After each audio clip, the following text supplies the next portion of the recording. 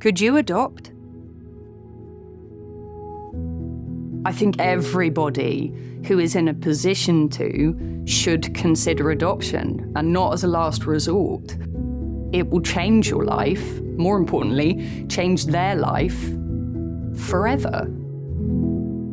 I have actually always wanted to adopt. I am super into books and I love kids' books. And so I think it was to do with all of those kids' books that are about children with no parents. We got in touch with the council, and then you will get, hopefully, your initial yes to proceed. One of the next stages is what they call the home study, which I know people get really worried about. It can be quite intimidating because they will want to know all about your life and lots of details about your life, your private life, your mental health, but it is so important. It's so important for the kid because the kid you end up with needs to be coming into a place where you are prepared for them, but also it's really important for you to get to know yourself well enough to know if you're going to be able to do this incredible but difficult job.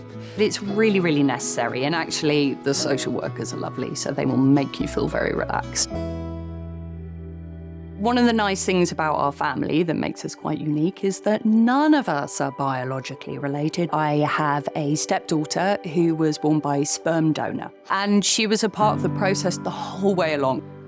Neither of them would have it without the other. They love each other and they've been a great support system. Our son was just over 3 years old when he came to us, which was termed old in adoption parlance. People seem really obsessed with adopting babies. We knew that a lot of these kids who are kind of 3 and above struggled to get adopted for that reason. So I am all for older adoption.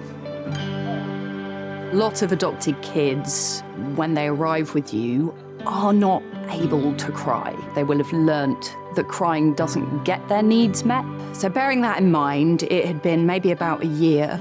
I was upstairs in our house and I was looking down into the back garden and I watched him fall. And he looked up at me through the open window and he just cried.